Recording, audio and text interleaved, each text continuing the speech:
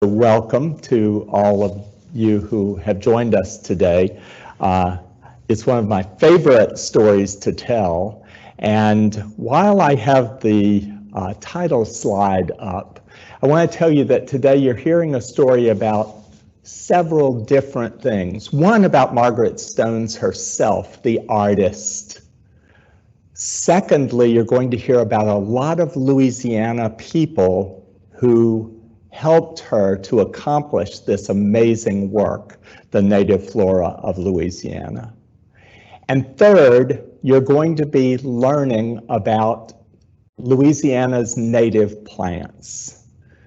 Louisiana's native plants, what does that mean? It means the plants that were here for thousands of years, and they were already here when the European settlers arrived in Louisiana. Those are the only native plants. If they were brought from anywhere else, they are not Louisiana natives. So as we talk about the native flora, that's what that means.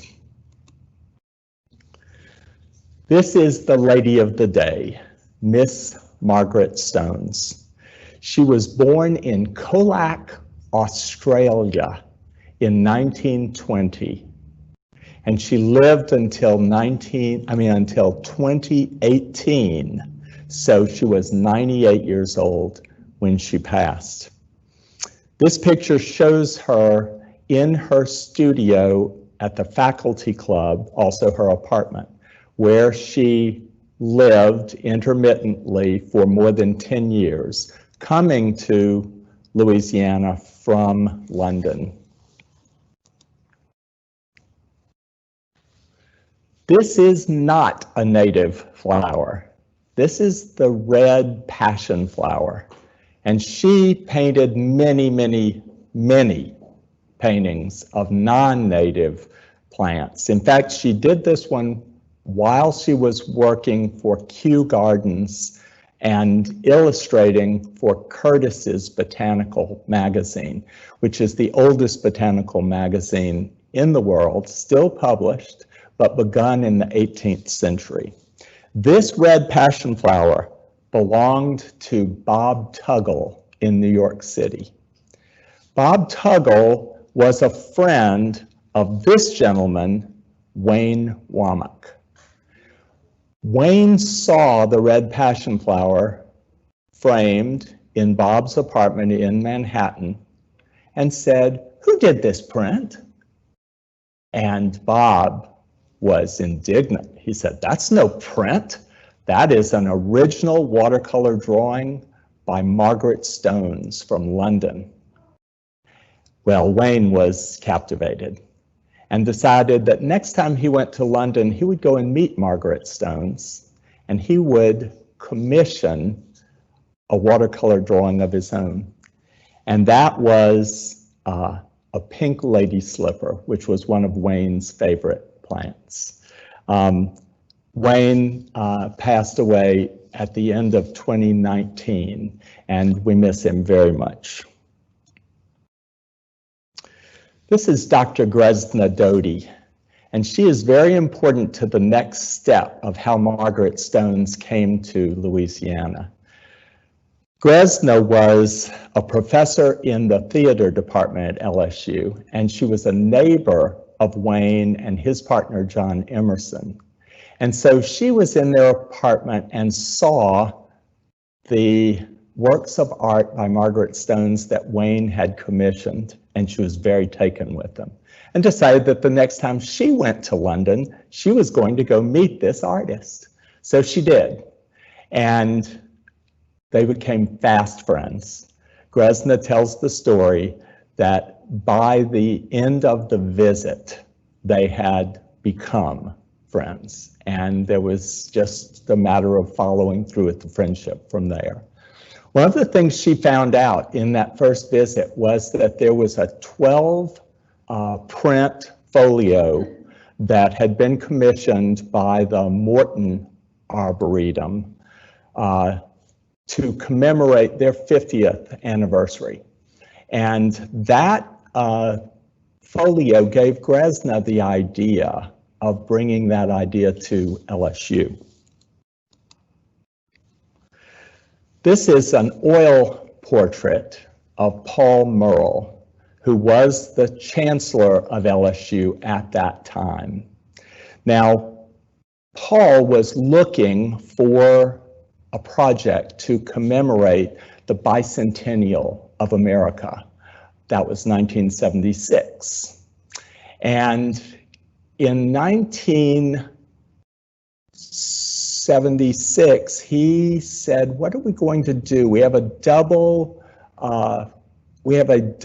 anniversary to celebrate. We have both the 50th anniversary of LSU on its current campus, and we have the bicentennial. So Grezna came to Paul Murrell with the idea of doing a portfolio of native Louisiana plants.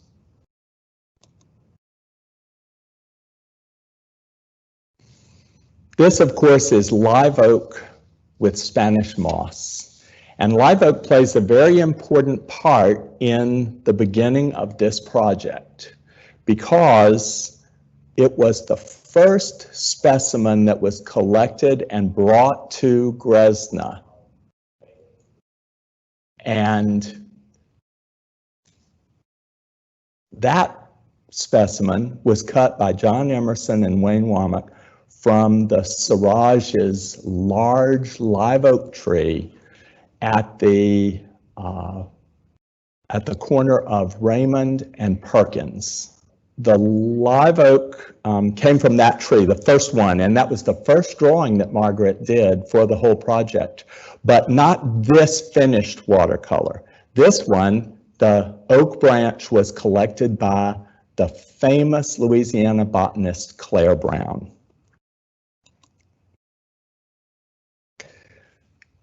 There's quite a story to how they went through and finally came to sign the papers for this amazing project. Paul Murrell first thought that they would do 6 drawings, then 12, and it ended up being an agreement to do 200. And by the time Margaret actually finished with doing what she had agreed to, she had done 226 finished watercolor drawings. And that's how many of these beautiful full color drawings are in the new Folio edition published by LSU Press 2 years ago.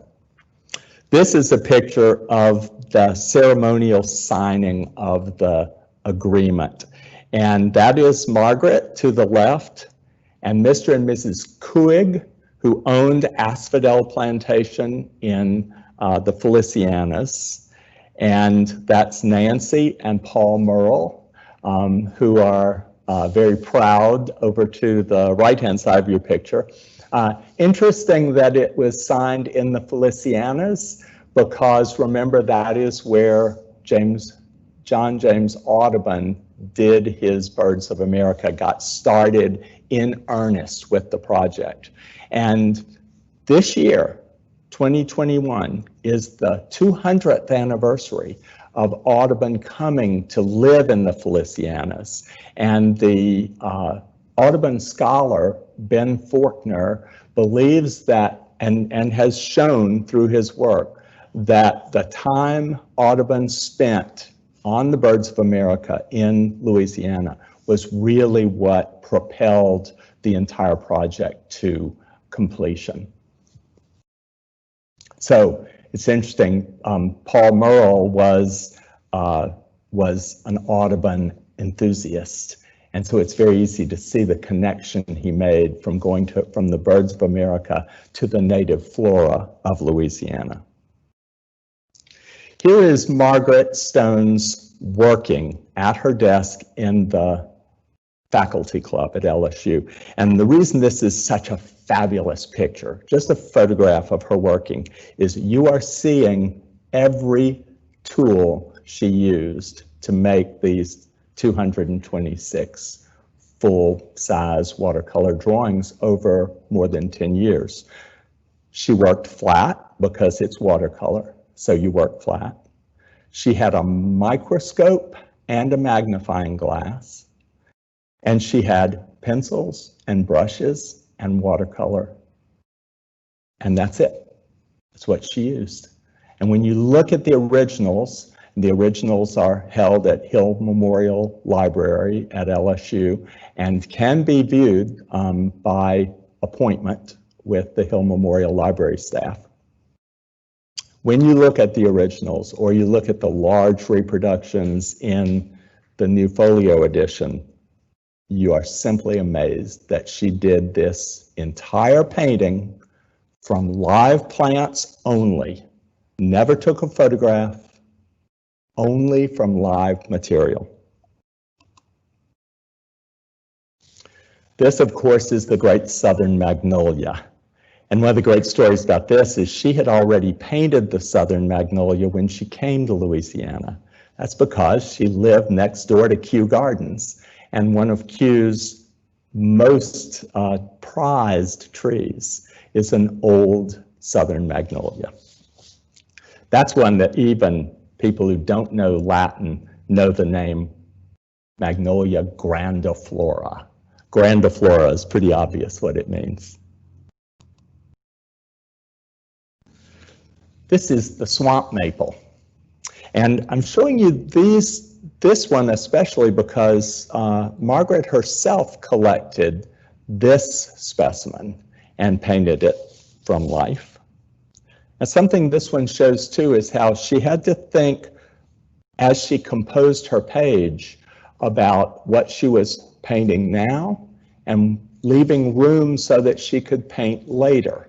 For example, on this page, you're seeing the flowers almost to seed, and then to the, well, actually the flower is the smaller one there, then the seeds, that's the large part, and then a little detail of the open flower close up. She had to do these at different times, and so she had to compose her page with the whole year in mind, what she was going to come back and get and paint from life. One of my personal favorite trees, the Tulip Poplar. This has a beautiful Latin name, Liriodendron tulipifera. Gorgeous, flows off the tongue. This is the tallest tree in the eastern forest. It towers over other trees occasionally in the forest. And I am amazed that she was able to get these flowers because usually people don't even see the flowers bloom. They're so high above our heads. This is a plant my mother called that old yellow jasmine. It's Gelsemium sempervirens or Carolina jessamine. Beautiful, blooming, probably getting ready to bloom right now along the roadsides here in Louisiana.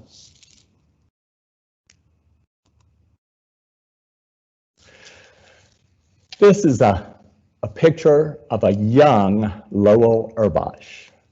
Lowell had just begun his work in the botany department at LSU when the Native Flora project began. And he was assigned to help Margaret Stones with the science of Louisiana native plants. Well, over the years, working together, he became her personal botanist. And he has stayed the scientist most closely aligned with the Native Flora of Louisiana project. When LSU Press did the new Folio edition, Lowell updated all the taxonomy and all of the plant descriptions so that today Native Flora of Louisiana has the most up-to-date information about the 226 natives that you can find. Lowell was the major collector of plant material for her to paint. He collected 69 of the 226 plants, including this one, the flowering dogwood. And this one, the swamp lily, I'm gonna forget the first name. It's, oh, hold on, let me look. It doesn't matter. You know this beautiful swamp lily from riding along the sides of the road. And this wonderful native tree that we see occasionally, this is white fringe tree, also called Grancy graybeard. And it is in the olive family. So when you see those black fruits, yep, they're olives. Not edible to us, but to wildlife. This is our native honeysuckle, Lonicera sempervirens.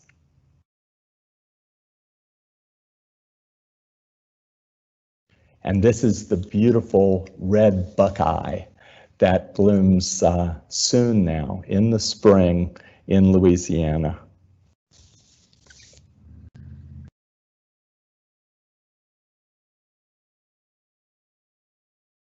This is the only tree I know of that has 3 distinctly different shaped leaves: the simple leaf, the mitten shape, and the 3-lobed shape, all on one tree. This is sassafras, and sassafras is the Latin name, Sassafras albidum.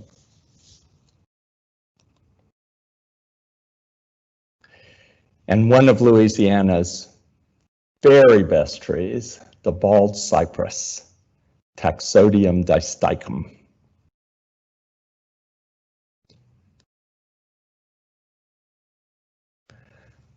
This is longleaf pine, Pinus palustris. And this was collected by Wayne Womack. And if I remember the story right, I believe that he had this shipped to Margaret in London, and she was actually able to paint it from life there. There was a wonderful man who worked for LSU named Oscar Richard, and Oscar made it his business to handle the customs and the shipping so that a plant could get to Margaret almost overnight. And there were not that many that were able to be sent that way. She mostly came to Louisiana regularly to do her drawings. But this one was sturdy enough that they knew it would hold up over a couple of days to get to her in London. This is Florence Gibbons, and Florence is another of the main collectors of plants for Margaret's work. She also worked in the botany department as a professor, and Florence collected 47 of the specimens that Margaret painted,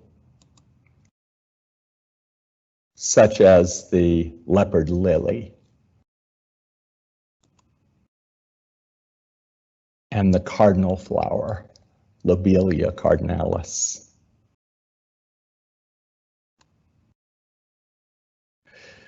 This is another of the major collectors. This is Emery Smith, who lived at Hilltop. That was the name he gave his home, and he gave his home to LSU to become Hilltop Arboretum. But at the time that this project was going, it was just his home, and he collected 20 of the 226 plants for Margaret, and they became friends, of course. He collected the mamu, or coral bean, Erythrina herbacea. That's one of my personal favorites of the drawings. He collected the sweet bay magnolia, Magnolia virginiana.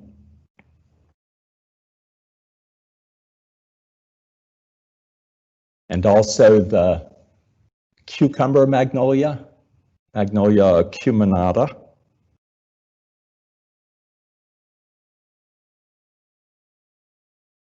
and the big leaf magnolia, Magnolia microphylla. This was one of the only native plants whose scale was so large that she had to cut off the leaves in the depiction. She could only show whole young leaves because it was simply that enormous. So it's different. You'll notice most of the drawings include the full leaves, flowers, and fruit.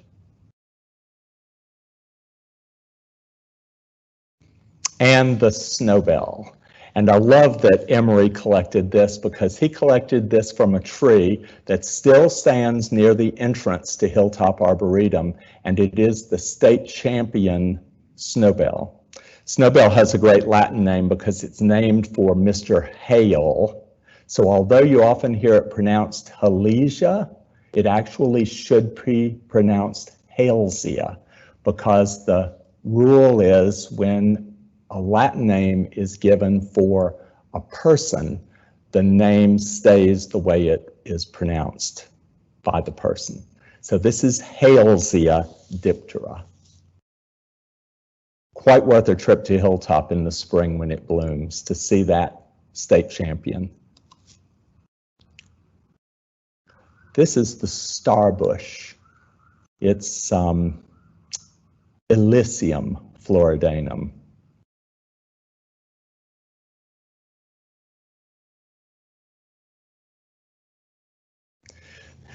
Now that lady in the middle of this picture is another of the major collectors. Her name is Shirley Tucker, and she was a Boyd Professor of Botany and is a Boyd Professor Emerita. And several years ago, she gave a very fine gift to LSU to increase the usefulness and of the herbarium. LSU has one of the finest herbaria in the country, and it is even better now that it's the Shirley C. Tucker Herbarium. By the way, the LSU herbarium was begun in 1865 and still has plants that were pressed and preserved from 1865. It's one of the treasures of LSU. That's Lowell Urbash over to the left, and giving the thank you to Shirley Tucker is former president of LSU, King Alexander. Shirley Tucker went and found the devilwood, or Osmanthus americanus, such an interesting native tree because it's very similar, and you can tell looking at this drawing, very similar to our sweet olive, Osmanthus fragrans. But as much as it looks like it, it doesn't have the fragrance that Osmanthus fragrans has. But it's easy to remember this plant because it's Osmanthus americanus. So that's the American cousin to sweet olive, called devilwood. Here is Margaret Stones working at her desk. Here she is drawing a trillium, and that's the trillium she's drawing right in that little ball jar being held up. And you can imagine looking at this, how quickly she had to work. Many times she would finish a drawing, the major part of a drawing, in a single day. And then she would wait until she had the seeds or other parts to draw later.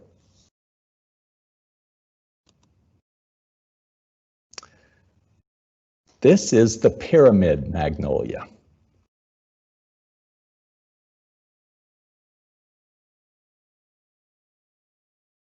And this is Carolina buckthorn. I love this drawing because this was collected actually by 3 different collectors, and when you look at it you can easily see why. One person got the branch in flower. Another person later brought the fruit while it was still green, which is down at the lower right of that drawing. And then yet a third collector got the fruit once it had turned brown and dry. And that is the little brown cluster that you see more centrally. And those three collectors, these I need to refer to my notes here for a second, because I love to say these names because many of you will know the people that I'm referring to. Many of these collectors are still around and still involved in Louisiana horticulture. This one was done by Gary Landry, Bill Reese, and Lattimore Smith. Those were the three. And by the way, the pyramid magnolia was collected by Albert Meyer and Florence Gibbons. The tie-tie tree, wonderful wetland plant, isn't that a spectacular drawing? That was collected by Nancy Barker.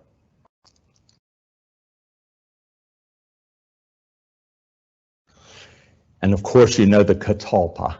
This is Carolina Buckthorn, Rhamnus caroliniana. And this was collected by someone many of you know, Neil Odenwald.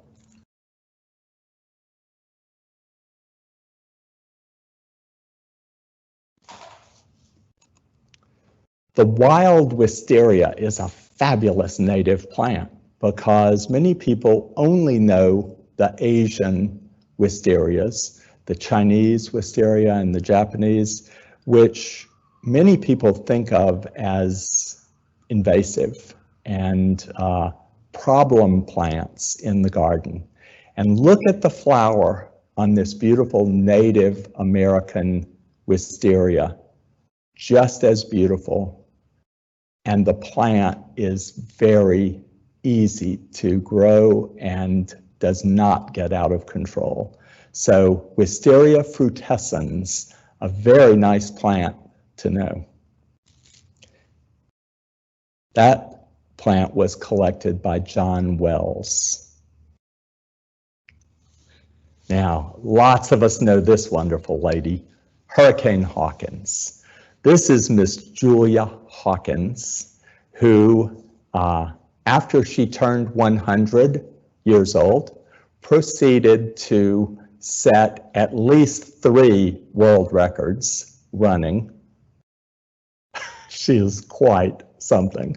But when she was asked on national television how she liked her nickname, Hurricane Hawkins, she said, "I like my old nickname better, the Flower Lady."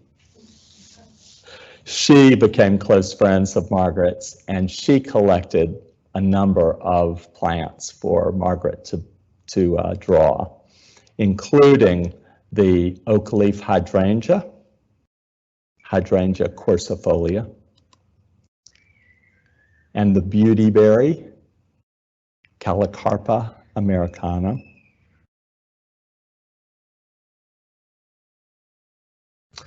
Now, after I curated a show for LSU Museum of Art that showed 52 of Margaret's originals, I was so taken with the original work, and I was so privileged to get to work directly with it for the weeks that, well, months actually, that I ended up working with the show and with the museum, that I had the idea of going to LSU Press and proposing a new edition of the Native Flora of Louisiana. LSU Press had done a wonderful edition that was published in 1991. And that book is, well, I'll show it to you.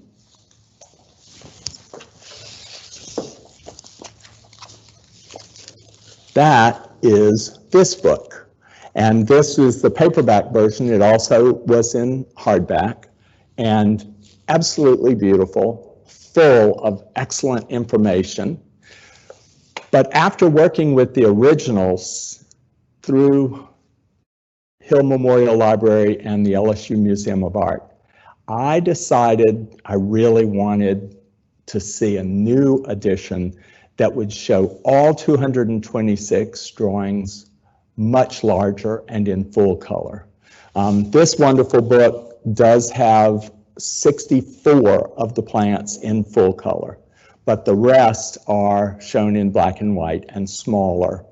So that was where the idea came. I went to Mary Catherine Calloway, who was the director of the press at that time. This is about 5 years ago now, and proposed the idea. Mary Catherine said, "It's great.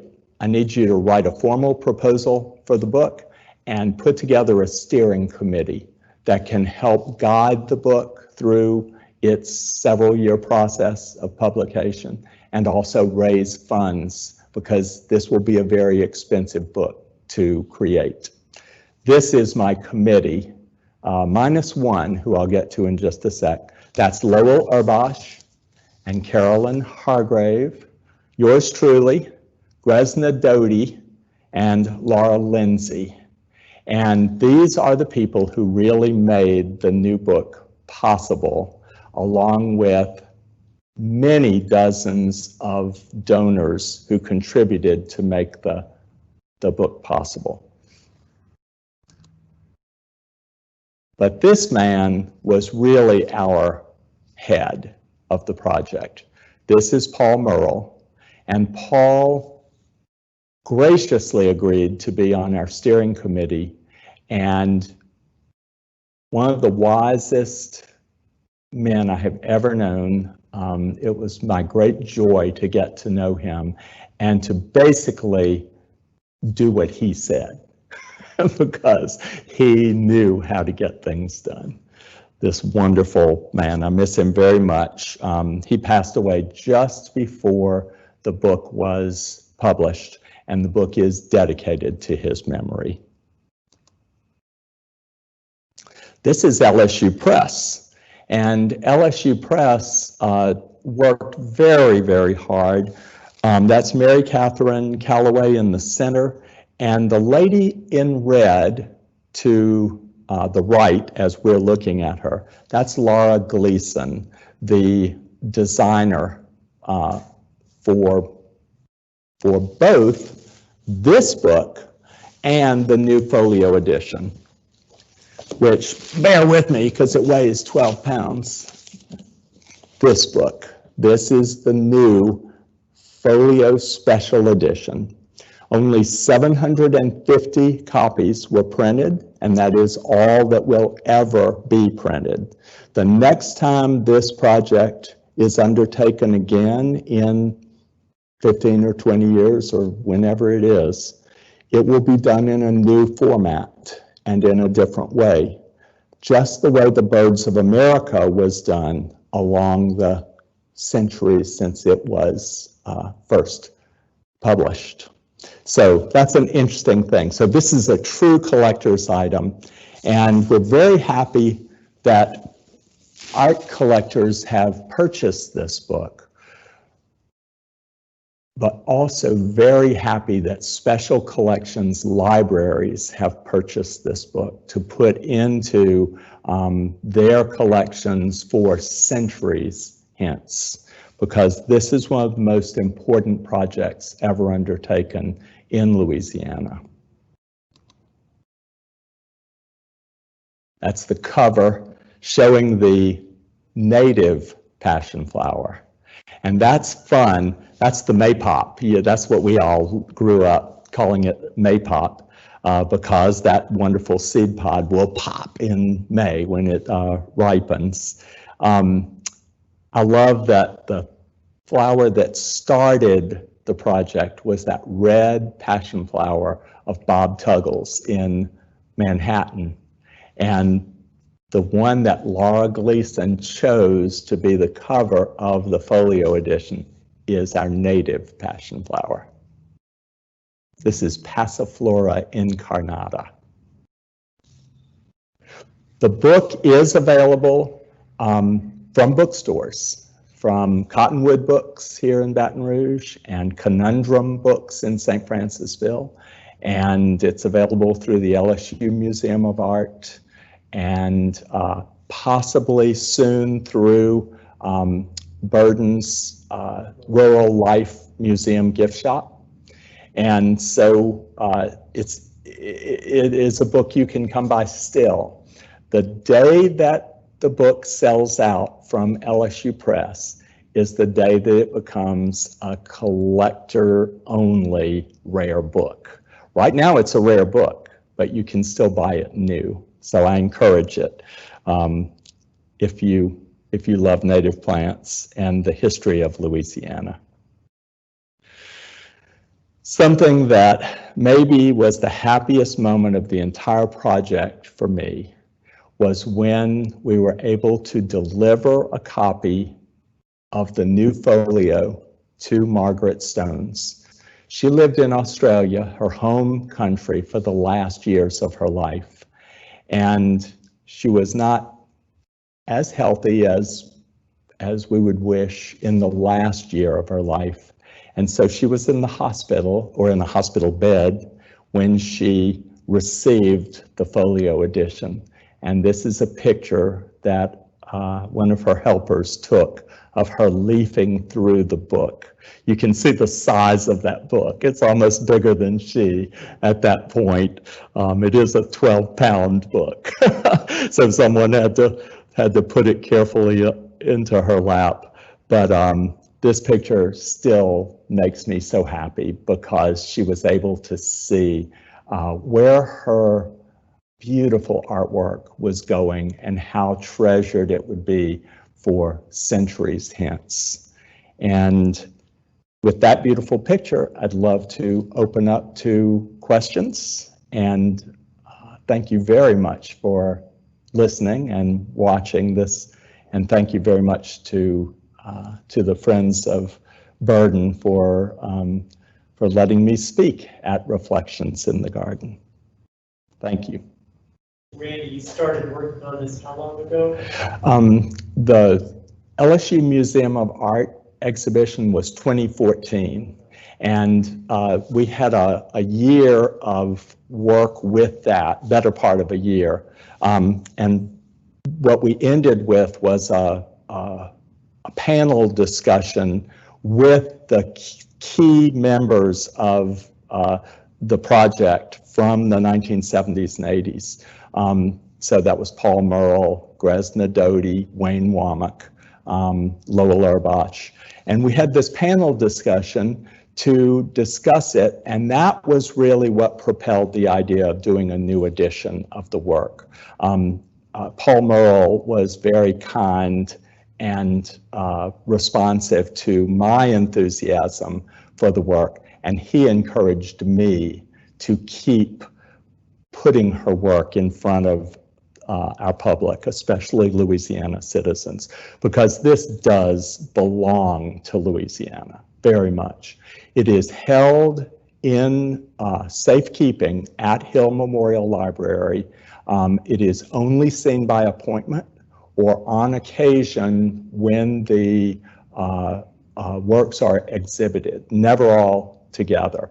In fact, Leah Wood-Jewett, who is the exhibitions coordinator for special collections at LSU, is considering a way to show the work in small amounts, a few at a time, more often, so that people can see it without an appointment, or at least see some of it. But right now, the two books are the main ways that you can see the work up close. Are all of the originals in the Hill Memorial Library? Yes, good question. All of the original watercolor drawings, all of them are at Hill Memorial Library, carefully preserved for the centuries. And not only those, but also letters and correspondence, notebooks, working drawings, all kinds of backup material for this. And that's why I say there will be more editions of this. There will be future studies by scholars and by art lovers. And so, you know, like, I hope I live long enough to see the next one, but I know that I won't live long enough to see them all, because like the Birds of America, Audubon's masterpiece, we will see this become internationally known over the next 2 centuries. Is there an appraised value for the entire collection? Is there an appraised value for the entire collection? That is an interesting question. I doubt it, but I will ask. And this is something that we would ask Hill Memorial Library staff, because they, of course, do have to insure their collections. So there probably is, but I've never asked that question. Good question. Let me say something just in answer to my own questions then, since we still have a few more minutes. I have often asked, what is it that draws me so to these watercolor drawings and to the story of Margaret Stones coming to Louisiana? And of course, first of all, I love plants. And so to see beautiful, accurate, scientifically accurate depictions of the plants, and yet so aesthetically pleasing, just they're beautiful, beautiful, beautiful plant drawings. That's first. I love native plants most of all, and the reason I love native plants most of all is that they do the lion's share of the work in our environment, and an environment is both plants and animals. It is not plants only. It's the native plants that feed the insects, that feed the birds, that feed mammals, right on up the chain. And so we cannot do without our native plants. They should be first and foremost in our gardens, and then our introduced plants should fill gaps and feed pollinators and do the wonderful things they do. So that's second. But I think the reason that I spent so many years actually working to create this, this folio edition, the new book, was because of the story of the cooperation between Louisiana citizens to create it. I was just enthralled by the fact that so many people got on board doing a project that required going out in the woods and finding plants and climbing up trees to collect limbs and branches at just the right time so that they could be hurriedly delivered to LSU and put on the desk of Margaret Stones. I was enchanted by the fact that when Margaret Stones was asked late in life about her memory of her time in Louisiana, which was a good solid 10 years with time on either side of that to get started and finish up. She said that, and she said this directly, that those were the happiest 10 years of her life. And it made me very proud to be a Louisianan, very proud to be from Baton Rouge, because of the deep intelligence that shows of our culture. That is deeply intelligent people who are responding to that kind of call from science and art. And that connection between science and art is, I think, the final part of what really drove me to spend this much time and energy, and for the rest of my life, on Margaret Stones. And that is, I also am very interested in William Bartram, the Quaker explorer, writer, who explored and wrote about native plants, animals, and the Native American people who already lived in the Southeast. His great book, Travels, is about his 4-year journey from the Carolinas to Louisiana and back. He was part of the American Enlightenment. which is our part of the Enlightenment. When we learn world history, we learn about the Enlightenment. The Enlightenment was the moving people's consciousness to science and to fact, and moving away from superstition and superstitious religion. Not away from religion, away from superstitious religion. The Enlightenment was 250 years ago. And I see the Bartrams at the beginning of that 250, and Margaret Stones bringing us up to date with the Enlightenment. Margaret absolutely insisted on scientific accuracy. She would fudge nothing.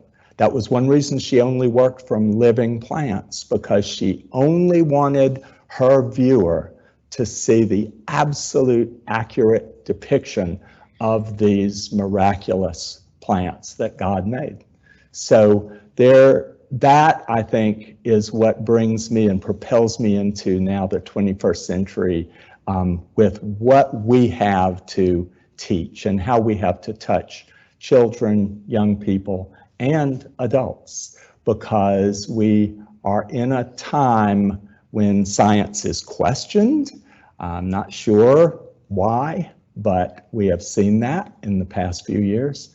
And Margaret stands as an artist who insists on science at the center of her beautiful, beautiful work. So, and the Bartrams too, I'll mention something since we still have a few minutes. This is 2021. In 4 years, 2024, it will be the 250th anniversary of William Bartram visiting Louisiana.